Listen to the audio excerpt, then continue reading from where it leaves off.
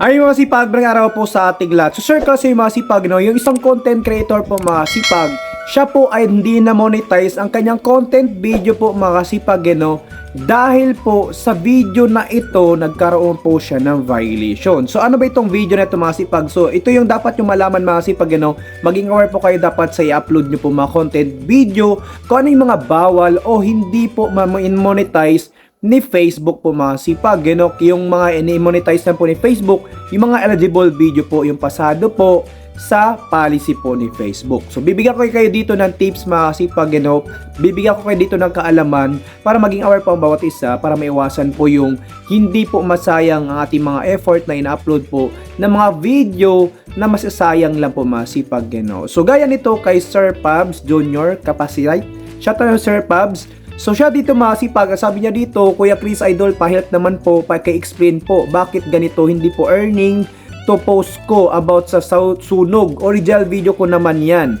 So mga kasipag, lagi ko po sinasabi sa inyo po mga kasipag, kahit original video yan, kung about po ito sa hamak po mga kasipag, hamak, abuse, nudity, patay, mga pornographics mo mga kasipag, at iba pa po mga sipag. Kaya maging aware po kayo sa policy po ni Facebook, lalo po sa content monetization policy, sa content video po mga sipag, para hindi po masayang ang inyong mga effort dyan sa pag-upload ng video, sa pag-edit nito, kung labag naman po yan sa policy po dito sa content ni Facebook, sa kanyang content monetization policy.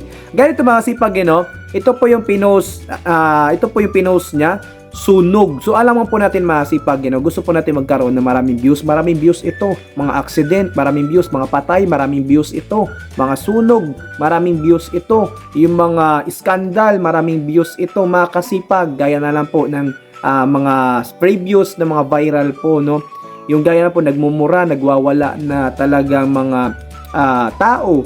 Yan, binidyohan nyo po para magkaroon ng maraming views, trending at viral. Gaya na lang po ng mga kabit, na datnan, hubot-hubad, kasi may kabit, ayun, na datnan, mga kasipag.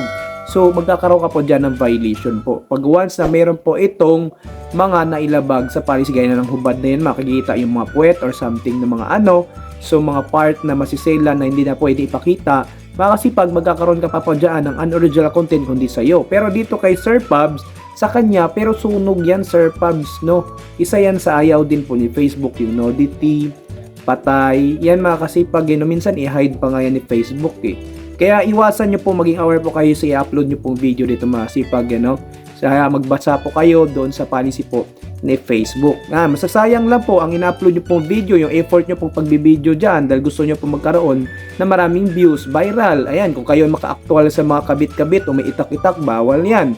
Yung kabit na hubot-hubad na datnan, bawal yan.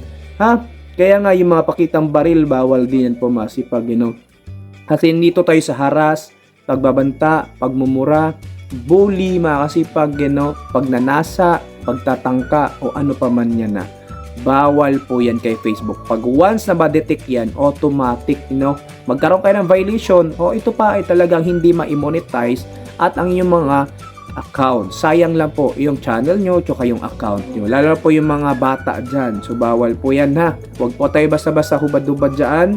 Mga sunog, patay, mura, nudity, mag-ingat po sa ating iko-komensa. So yan lang po masipag, sana po meron kayo naintindihan at maging aware po kayo bawat isa. Magbasa po tayo sa guidelines, community guidelines o policy po ni Facebook talaga para maging aware po ang bawat isa. So yan po masipag, yung sunog talaga, bawal po talaga yan.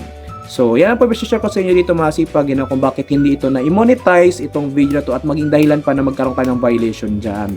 Yan lang po, sana po meron kayo intindihan at natutunan sa content video to at sana po nakatulong at kung gusto nyo ng video masipag, pasupport nyo po sa ating YouTube channel Chris TV po masipag, pasubscribe naman po masipag kung hindi pa po ikaw nakasubscribe at pindutin na rin po ang share button para masilid sa bagong videos i-upload at kung meron ka suggestion at ano na masipag, mag-comment na visual baba para pag nabasa ko yan, sasagutin ko yan at magagawan po natin ng content video yan hanggang sa Timakay at huwag rin po kalimutan mag-like and share mga masipag. Maraming salamat sa panonood. Have a nice day and God bless all.